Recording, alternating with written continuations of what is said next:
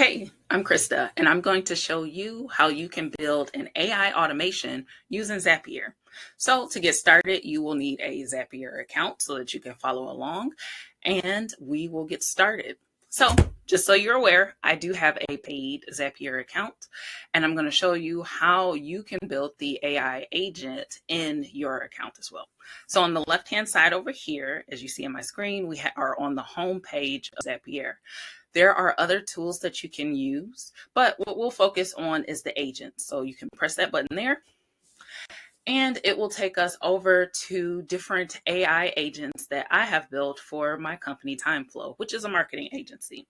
And we specialize in automation for marketing. So I want to show you how you can build an AI tool as well so that you can automate tasks that you do every day, and you can only do it one time, right? You just want to do it once, get done with it. So to get started, on the right-hand side up here at the top, you hit New Agent, and we're going to minimize my face and go over there. Boop. So hit New Agent, and then we see the different types of agents that we can build. So we have up here at the top, call follow-up email assistance, a whole bunch of different ones so that you can work in your business or on it. I don't know, whichever one works best. Quotes are quotes. So in here, we are going to work on the SEO analysis because SEO is extremely important, especially since we have AI right now. And a lot of people are doing their searches for what a good business is in ChatGPT. So we want to see exactly how we can boost those results, right? By doing an SEO analysis, search engine optimization. So it says over here, if we click on it, SEO analysis. This agent rates your website for SEO and gets suggestions for improvement. So we'll be able to test it out once this is done. So the cool thing about this is that this is a template.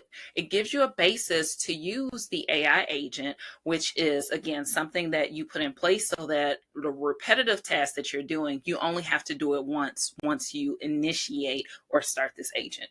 So in here is the directions to speak to the AI agent, which is hosted through Zapier, to let them know, hey, this is what I want to do every single time and what rules to follow so that it makes sure that it gets it done. So a trigger is how it will actually get started. So similar to you putting your keys in your car and it's starting, this is us putting our keys into our car to get started.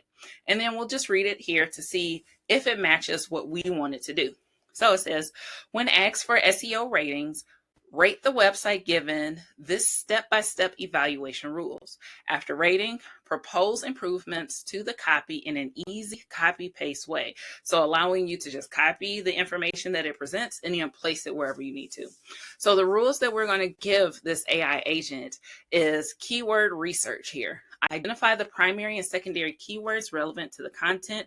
Use tools like Google Keyword Planner, Ahrefs, or SEMrush to find keywords with high search volume and low competition.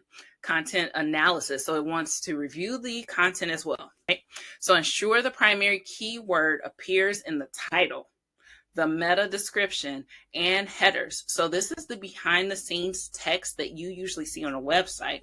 That behind the scenes text tells Google, Bing, all of the other search engines what your website is about. So it's very important to make sure that you follow these formats when you're writing your website. So we also want to check for keyword density. So how many keywords we got inside this website to avoid keyword stuffing. So you aim for 1 to 2% keyword density. Title tags, ensuring the title is compelling, includes the primary keyword and is within 50 to 60 characters. So not 50 to 60 words, the actual spaces and the actual letters there.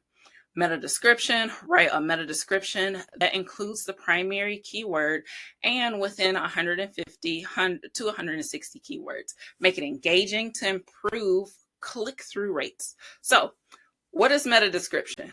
When you go over to Google and you say, how do I unclog my toilet? I don't know, I just made it up. How do I unclog my toilet? And it'll show a plumber's name up at the top. I'm plumber ABC.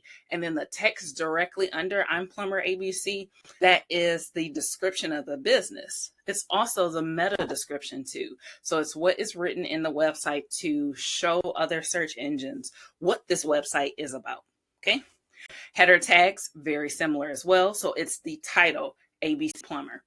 Content quality, ensure the content is original, informative, and provides value to the reader. Use bullet points, numbered lists, and short paragraphs to improve readability. Include relevant internal and external links. So it has a lot of information in here for what we'll be doing. I'm just going to read off some of the headers so we can get started. Image optimization, URL structure. A URL is this here. It's the domain name. Mobile friendliness. Can you use it on your phone as opposed to just a PC? Page speed. Is it fast? Does it take a long time to load up or no? User engagement. Are other people able to see the calls to action or the buttons and then click on them, or are they confused as to where the buttons are? And then technical SEO, ensure the page is indexed by search engines. So just like how we were saying before. So we're going to go ahead and use this template because one, if we're building a business or we're just doing it for personal use, we want to be nosy. We want to see what other people are doing, right? And this will allow us to actually do that. So let's go ahead and use this template. Now what it says on the left-hand side is all of the directions that we just read off. Now, if we don't agree with some of these things and we want to make those changes, we definitely could. But one of the changes that we're going to look at here is up at the top. It says trigger on demand. So what does that mean? When we need to use it, we will use this trigger, okay? There's also schedule by Zapier. So if you want this report or this SEO analysis to run every Monday right before you have a meeting to review a competitor's website, you could do that. Additionally, if maybe you're starting a business and your business is SEO audits, you can have a Google sheet where you have all of the different domain names or websites for the people that you want to audit connected here and say every time a new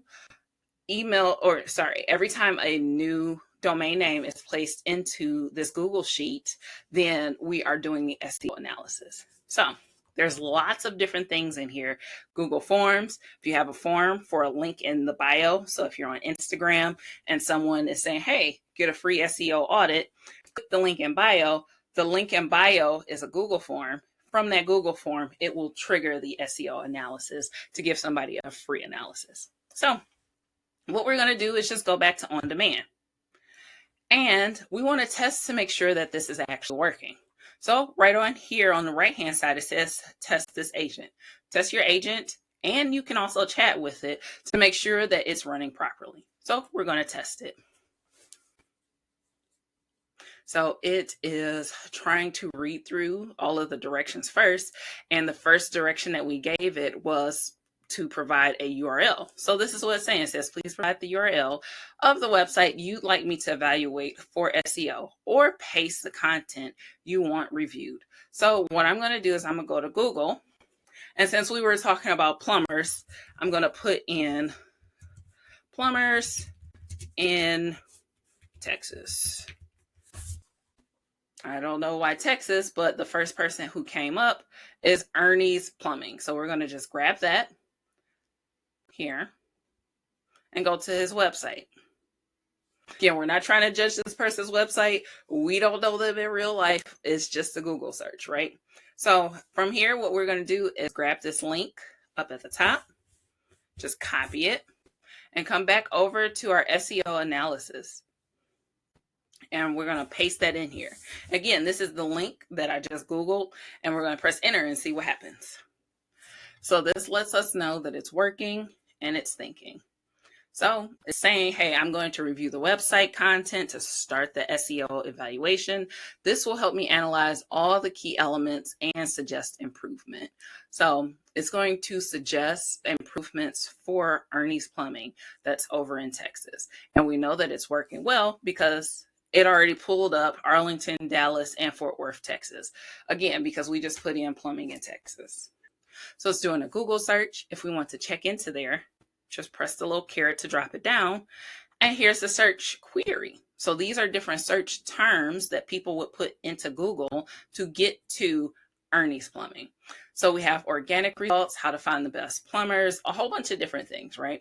So if you're building a website or you have a consultancy business, this is extremely helpful to you because you're able to go in and see, what are other people searching for this website?